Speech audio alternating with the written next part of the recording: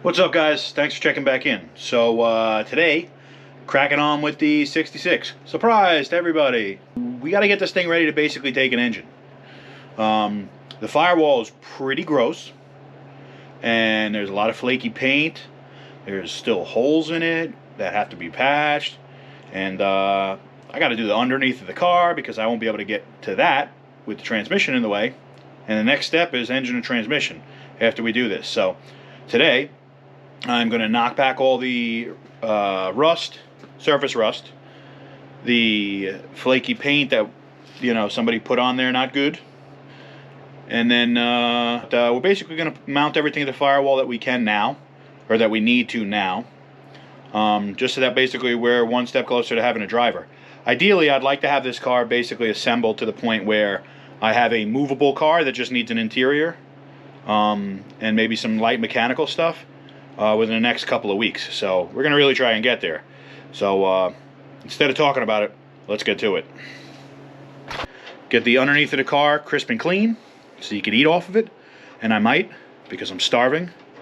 But I got to get this stuff done. So let's get to it. Clean everything up. So I showed you guys this hole. This is supposed to be sort of like a teardrop hole. Like that or something. That's the way that Chevrolet intended it to be. It's not what happened, but somebody did some funny stuff here. And now I have a pattern. Alright, we got our little patch panel made. This is how it's going to look right here.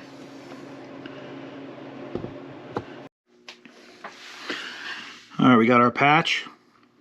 Gives us that teardrop shape. Got some booger welds. Alright guys, we're going to start cleaning up this frame. So, I don't want to get dirt in my hair. Well, I don't have any hair, but I don't want to get dirt in my head. So hat. Not disrespecting the flag, but I love America, so I'm wearing that. But seriously guys, you really got to be careful. When you're doing stuff like what I'm going to do, cleaning off the frame and stuff, I'm going to be using one of these, a little wire brush. I got a couple different varieties. So, I mean, guys, seriously, when you use stuff like that, you really gotta, protect everything. I really want everybody to pay attention. If you need hearing protection because that's loud, good. If anything, though, wear eye protection. So, what we're gonna do right now, we're gonna wear some eye protection.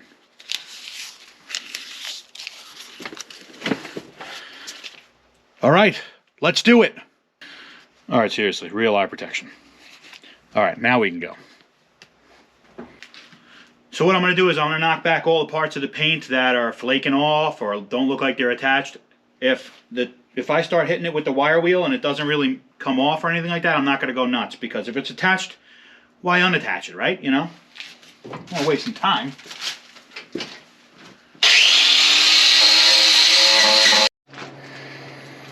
Alright, boys and girls, it's time to paint. I'm going to lay down some primer first because I don't want to have to do this 15 times. And not for nothing, I think that's what primer's job is. Make it stick on there, So the question now is, what are we doing? What color? Orange? Yellow? Lime green? And yes, I'm talking about the firewall. No, we're not painting in any of those colors. But we're also not painting it the normal black. So, right there. Gunmetal, which is going to match pretty good to our frame. Doesn't actually have to be exact. I want to do something different,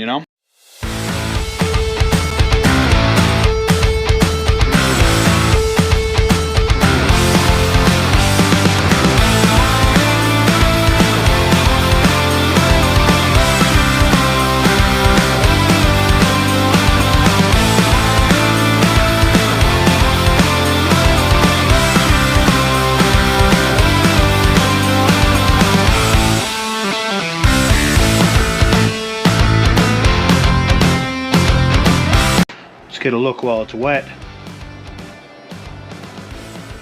Not bad. I like it. Alright, well next we got to start putting some stuff back on. However, my battery died yesterday and I missed some stuff, but I'm going to fill you in. I ended up painting the firewall just to have to cut a hole back in it and put another patch in it. So that's where the steering column is. They make it like a teardrop shape so that you can fit the clutch, the shifter like forks at the bottom. I had to fill that in because anybody that's watched the channel knows that there's going to be a TKX in this, and we need a clutch master. So this clutch master needs to go like about here. Well, we got some stuff done, and you didn't get a chance to see it because, well, partly because of frustration, and partly because I couldn't get the camera underneath the dashboard. But what do we have now? Got a mini brake booster and master cylinder, and we got the clutch master mounted. So one step closer. Alright, it's a new day. We're going to put these on, pick up where we left off, throw on some wheel studs. These are half 20, and each one of them has a 12-point head on it.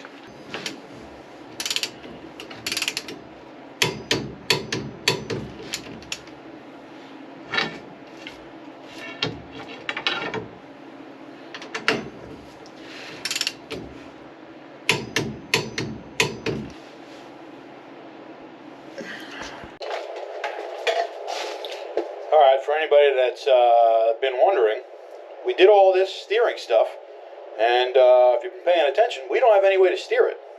You notice we took the steering column out before. Well, that's what this is for. I've got it's like a universal one, universal steering column. Comes with the standard GM plug with the 700 pins, which half are not even being used, and the flat ribbon wire. It's got a ground on there. It's like polished, brushed. I'm probably honestly going to clear this thing just like it is. I'll probably Scotch-Brite it and clear it and leave it just like this because I think this looks cool.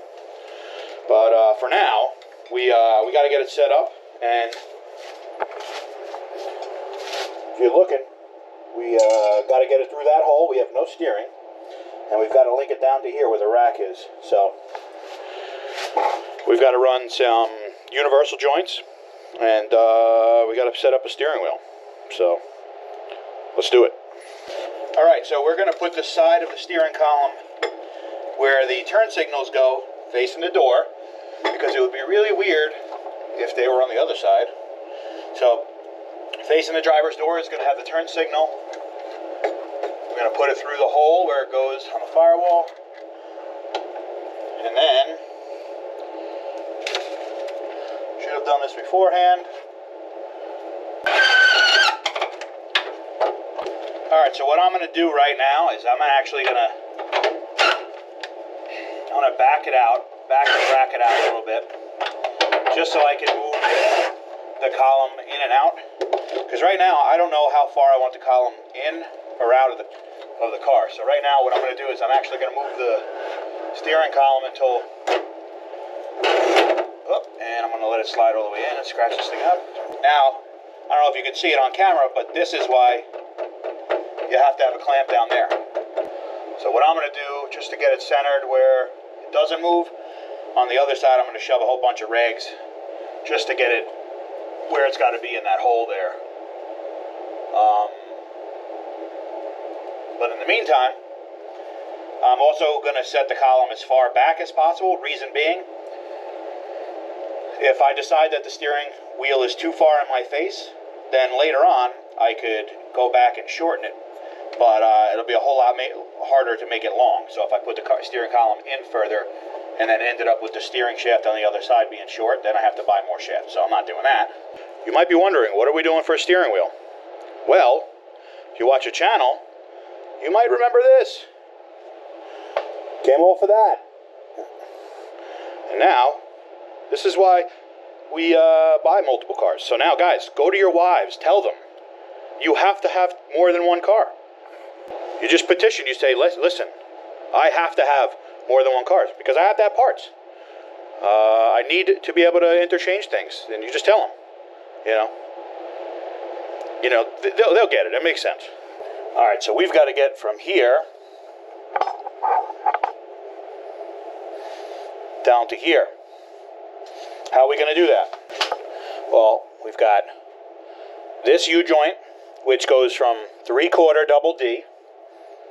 Now easy, fellas. Double D is the type of shaft. See how it looks like a D on this side and a D on that side?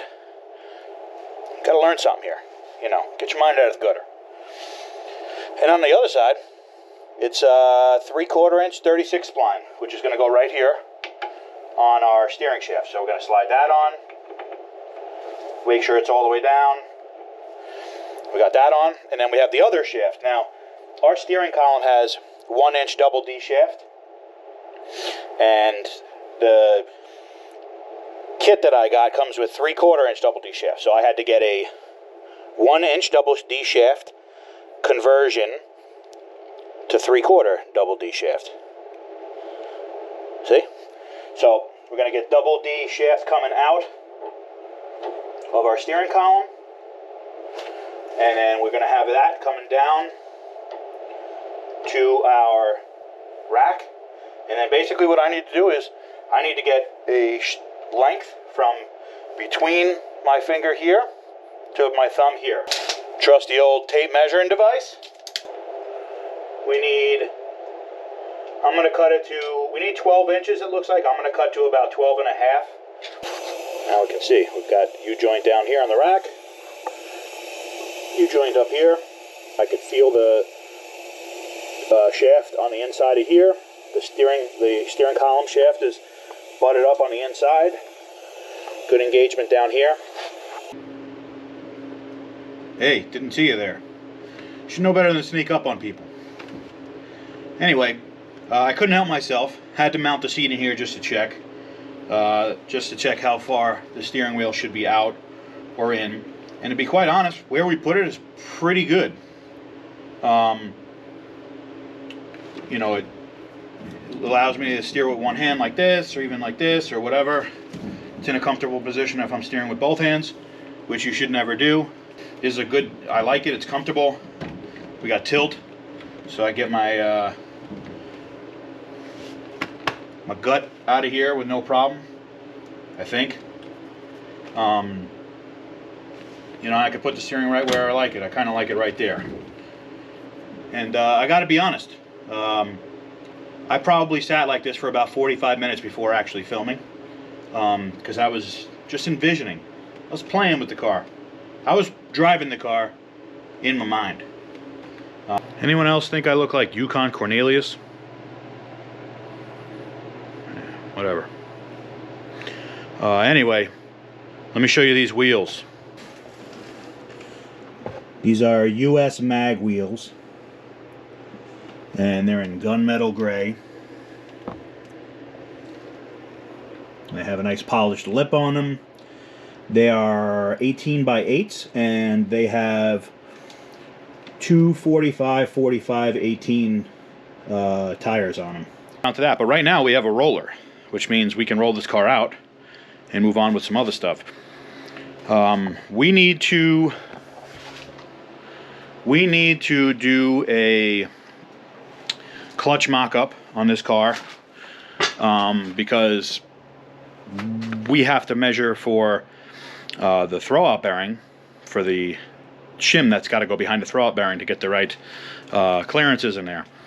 This engine, which basically became a work table, this engine now has to go back on a hoist, throw a clutch on it, and then we can go back to the transmission, which is over there, and we can put a throwout bearing on it.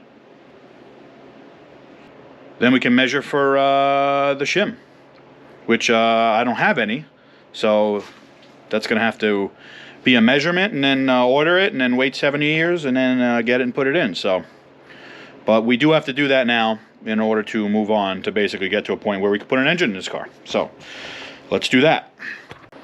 All right, it's time for a clutch. So here's what we got. Now, mind you, this is the setup we got going on here. Pretty cool, very safe. Anyway, the clutch alignment tool, you see there's masking tape on it. It was a little bit loose when I put it in. When I put it into the pilot bushing, it was a little loose. which would have been fine. You know, I tend to like to pull up on them a little bit, like push up on them like a little bit like that anyway. But I'm putting masking tape, and now it's a whole lot better. Anyway, let's get started.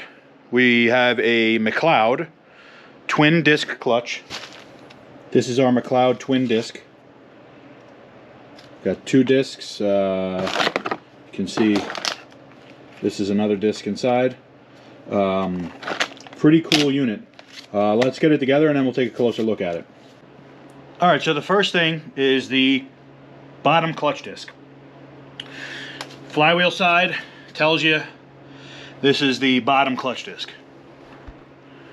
This is the one that goes on first. So throw our clutch alignment tool through there. Flywheel side.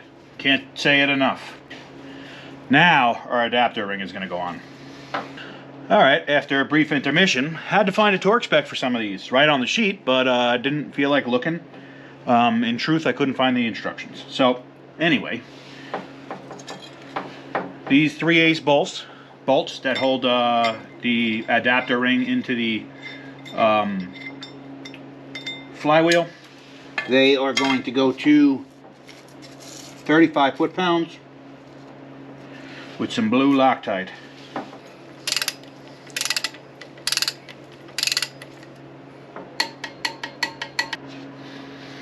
Alright, next is this, I don't know, intermediate plate or whatever, mid plate. It's a plate that goes in between both clutch discs. Gonna wash this off also. The name of the game here is clean.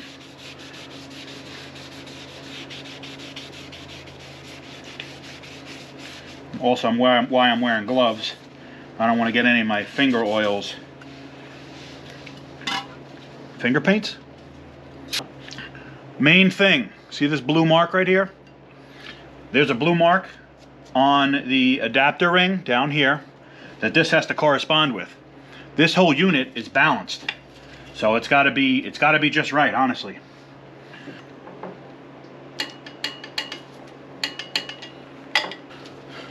Now the second clutch disc, the twin.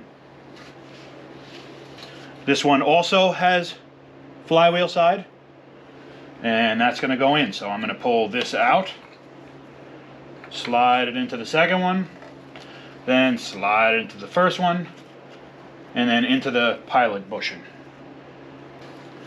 All right, pressure plate time.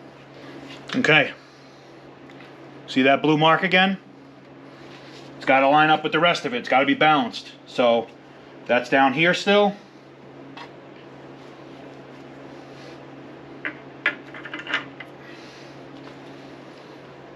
Alright, these pressure plate bolts are going to be torqued to 35 in 2 steps. So 25 in the first step and 35 in the second step.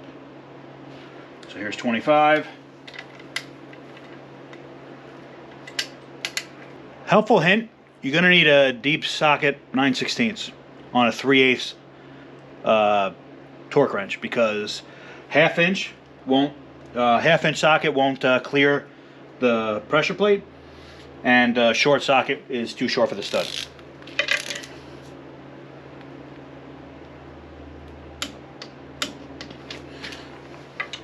Star pattern, so going across.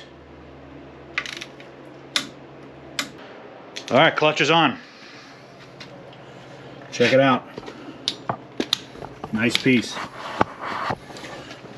We got all the lines lined up down here. Clutch alignment tool comes out nice and easy. Pushes in nice and easy. That's an indicator basically of how easy it's going to be to put your transmission in. If you get this wrong, that transmission will never go in. I'm feeling good about it. Now we've got a measure for the throttle bearing. Let's move on. Alright, now we've got a measure for the throttle bearing. So what we've got to do is we've got to get the distance from the mounting flange of the bell housing to the transmission, the distance from here down to the diaphragm springs on the clutch pressure plate. So I'll put the ruler on the spring here. I've got it flattened out. Tighten it. Let's get our reading. It's about 2 and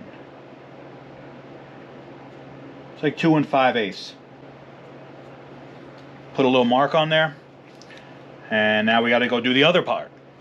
Now what we're going to do is we're going to compress the throttle bearing, and we're going to get a measurement to the flange of the transmission right here. Same, kind of the same measurement, but the opposite. Okay.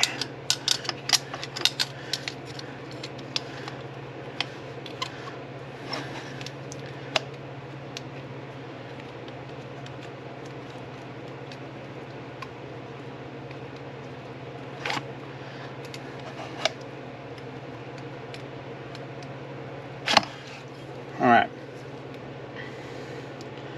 We've got 2 3/8. So I'm going to mark my ruler, and then I'm going to show you. All right, so now here's what we got. We've got the 2 5/8 right here. 2 3/8 right there. This is the cushion in between the throttle bearing and the pressure plate diaphragm springs. As it turns out, in their instructions, they want no less than, let's see, I'll read it to you. All right, they want no less than, let's see, no less than 1/8 of an inch and no more than 3/8 of an inch. So if you do the math, we have 2 5/8 minus 2 3/8. So I mean, if you do the easy math, we have 2/8. That's 1/4 inch, and 1/4 inch is between 1/8 and 3/8. That's their spec. So we're in luck. We can actually assemble the transmission, and we're ready to now throw it in. Well, we're going to clip it right there because I don't want to make the video too long. The next step is basically get the engine in, get it running, and that would just be a really long video. So we're going to save that for another video. Please like, subscribe. You know, hopefully you guys are enjoying the content. Keep your eye out for the next video. That's going to be throwing the engine in there and getting it running, even if we got a hot wire, but we're going to do it.